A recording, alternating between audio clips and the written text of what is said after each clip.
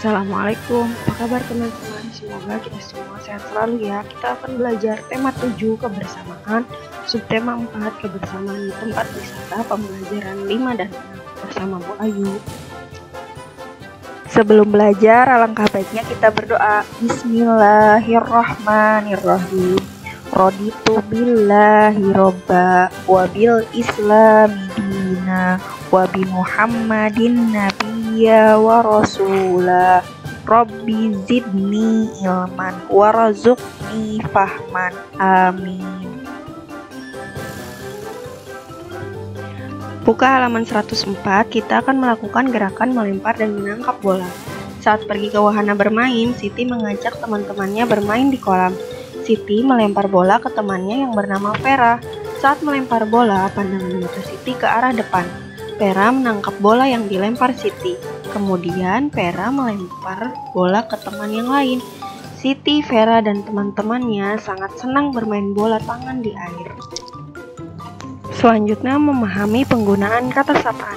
Nah teman-teman, kata sapaan adalah kata yang dipakai untuk menyapa seseorang, baik secara lisan maupun tertulis. Penggunaan kata sapaan harus diperhatikan lawan bicara atau orang yang diajak berbicara, supaya tidak terjadi kesalahpahaman dalam berkomunikasi. Nah, ketika kita memanggil atau menyapa teman kita, mungkin kita bisa memakai nama mereka, tapi tidak untuk orang yang lebih dewasa atau lebih besar dari kita ya teman-teman. Nah, kalau misal kita bertemu Pak Guru, boleh kita panggil namanya Pak Tony, misalnya gitu. Selamat pagi Pak Tony ya. Selamat pagi Pak Guru ya. Tidak dengan panggilan misal karena namanya Tony, kita panggil saja selamat pagi Tony. Nah, itu tidak sopan ya. Jadi sebaiknya saat menyapa kita perhatikan siapa yang kita ajak bicara ya. Misal juga kita bertemu dengan kakek kita ya yang sudah lama tidak bertemu, tidak mungkin kita menyapanya dengan sebutan Budi, kamu dari mana saja, tidak ya, tapi kita panggil kakek Budi, dari mana saja, baru ketemu, aku rindu, aku kangen, seperti itu ya. Menyapa seseorang harus dilihat siapa lawan bicaranya ya, semuanya harus diucapkan dengan sopan.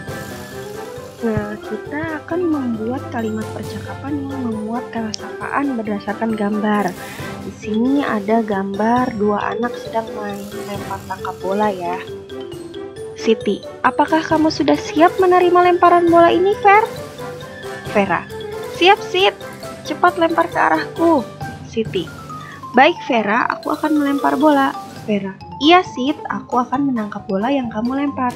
Nah, kata sapaan di sini adalah Ver untuk Vera, Sit untuk kata Siti ya. Jadi di sini karena mereka berteman, teman biasa, tidak ada istilah kekerabatan, mereka memanggil langsung namanya ya. Tapi Ibu ingatkan kembali, apabila ada istilah kekerabatan atau lebih tua atau lebih umurnya di atas kita ya, lebih profesinya, ada profesinya, silahkan panggil dengan istilah kekerabatan atau profesinya ya teman-teman. Panggil Bapak Tony atau boleh panggil Pak Guru Tony ya, atau Pak Guru ya, seperti itu. Selanjutnya kita akan mengelompokkan perbedaan karakteristik individu. Nah teman-teman, setiap orang pasti memiliki tempat wisata yang ingin dikunjungi. Nah, tempat wisata adalah sebuah tempat rekreasi atau tempat berwisata. Tempat wisata dapat berupa wisata alam, seperti gunung, danau, sungai, pantai, dan laut. Nah, tempat wisata juga dapat berupa wisata bangunan, seperti museum, benteng, dan situs peninggalan sejarah. Teman-teman, mengunjungi tempat wisata sangat mengasyikan. Banyak sekali tempat wisata di Indonesia. Contohnya, ada Gunung Bromo. Nah, ini wisata alam ya teman-teman. Contoh dari wisata alam yaitu Gunung Bromo.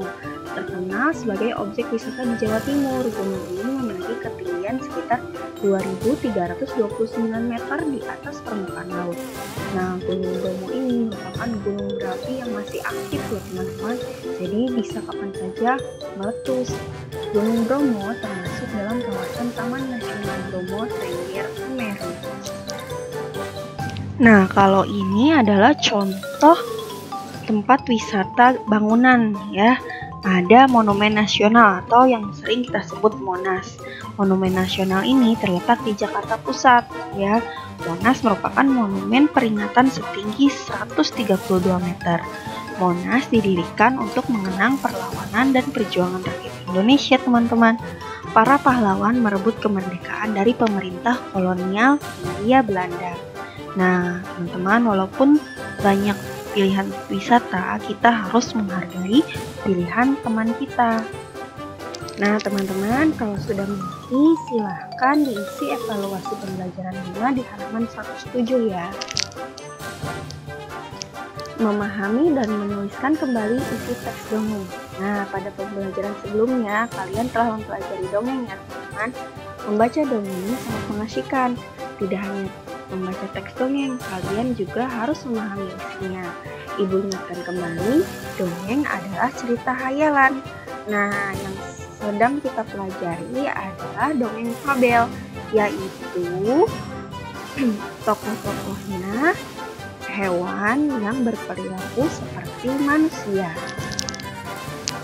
Buka halaman 109, kita akan membedakan dan menentukan nilai pecahan. Ingat ya teman-teman, nilai pecahan adalah sebagian dari keseluruhan.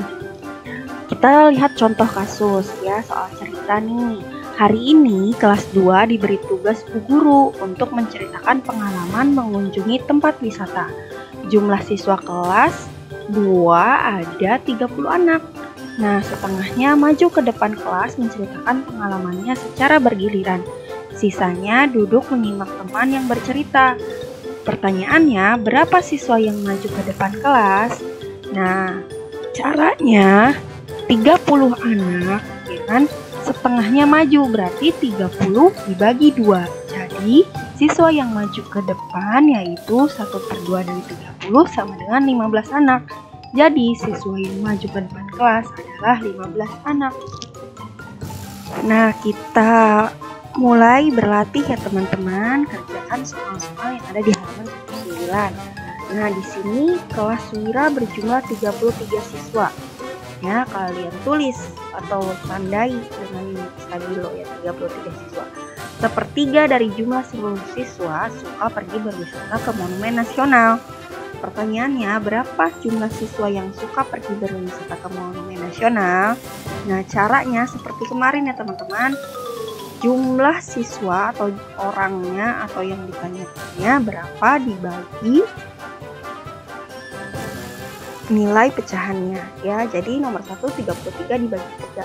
Ditulis ya teman-teman seperti yang Ibu tulis ini ya, supaya lebih mudah nanti belajarnya. Nah, selanjutnya kita lihat halaman 109. Kita akan membuat prakarya dari bahan buatan ya. Nah, pernahkah kamu membuat karya maket? Apa sih maket? Nah, maket merupakan bentuk tiruan dalam 3 dimensi dan skala kecil. Maket merupakan cara menyampaikan ide dan menggambar tata ruang. Maket biasanya dibuat dari kayu, kertas, dan tanah liat. Kita dapat membuat maket bentuk apa saja, seperti bentuk kebun binatang.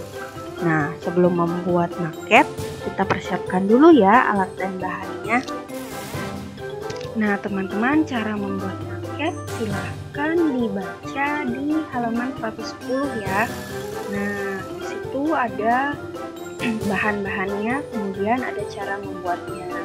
Nah, minta tolong mama dan papa ya untuk membuat maket ini, karena ada yang menggunakan senjata tajam seperti gunting atau cutter ya teman-teman.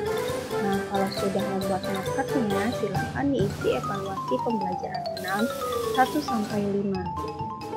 Nah, berikut contoh-contoh maket yang dibuat kelas kalian sekarang ya teman-teman. Nah, dulu pas kelas 2 mereka membuat maket-maket seperti ini.